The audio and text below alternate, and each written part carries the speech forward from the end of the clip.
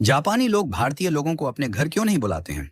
Japan में साल भर से ज्यादा समय से रह रहे एक भारतीय व्यक्ति ने जापान में एक अजीब बात देखी कि उसके जापानी मित्र विनम्र और मददगार थे, किंतु उसे कोई भी अपने घर नहीं बुलाता था, बल्कि एक कप चाय के लिए भी नहीं। हैरान और आहत होकर आखिरकार उसने एक जापानी मित्र से पूछा कि ऐसा क्यों है। काफी देर तक चुप रहने के बाद उस दोस्त ने भारतीय व्यक्ति को जवाब दिया कि हमें भारतीय इतिहास पढ़ाया जाता है, किंतु प्रेरणा लेने के लिए नहीं, बल्कि एक चेतावनी के तौर पर।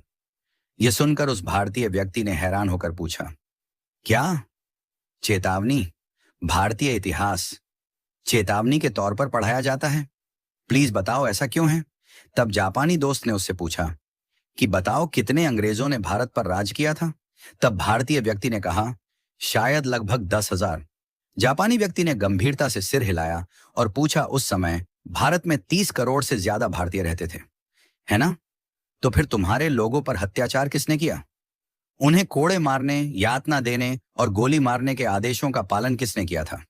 फिर उसने जोर देकर पूछा कि जब जनरल डायर ने जलियांवाला बाग में गोली चलाने का आदेश दिया, तो ट्रिगर किसने दबाया था? क्या वे अंग्रेज सैनिक थे? नहीं, वे भारतीय थे। किसी ने भी जनरल डायर पर अपनी राइफल क्यों नहीं तानी? एक ने भी नहीं।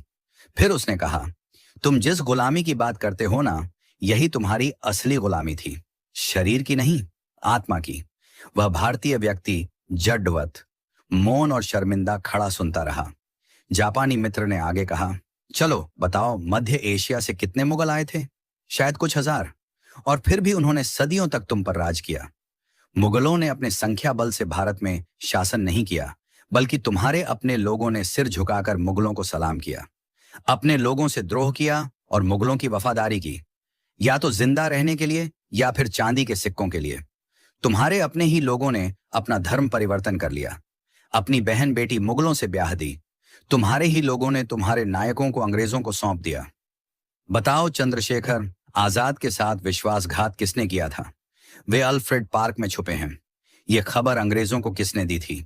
भगत सिंह को, उस समय के बड़े राजनेता जो अंग्रेजों से अपनी बातें मनवा सकते थे। उनकी अनुमति के बिना फांसी पर चढ़ाना आसान था क्या? जो कि खुद को देशभक्त कहते थे। तुम भारतीयों को विदेशी दुश्मनों की जरूरत नहीं है। तुम्हारे ही लोग सत्ता, पद और निजी लाभ के लिए बार बार तुम्हें धोखा देते हैं। इसलिए हम भारतीयों से दूरी बनाकर रखते हैं। जब अंग्रेज हांगकांग और सिंगापुर आए थे, तो एक भी स्थानीय व्यक्ति उनकी सेना में शामिल नहीं हुआ। लेकिन भारत में तुम सिर्फ दुश्मनों की सेना में ही शामिल नहीं हुए, बल्कि तुमने उनकी सेवा की, उनकी पूजा की, उन्हें खुश करने के लिए अपने ही लोगों को मार डाला। यही नहीं, तुम भारतीय तो आज भी नहीं बदले हो। तुमने इतिहास से कोई सबक नहीं लिया है। आज भी थोड़ी सी मुफ्त की बिजली, एक बोतल शराब, एक कंबल दे दो, और तुम्हारा वोट, तुम्हारा जमीर, तुम्हारी आवाज, सब बिना सोचे समझे तुम बेच देते हो। तुम्हारी वफादारी तुम्हारे देश के साथ नहीं, बल्कि तुम्हारे पेट के साथ है।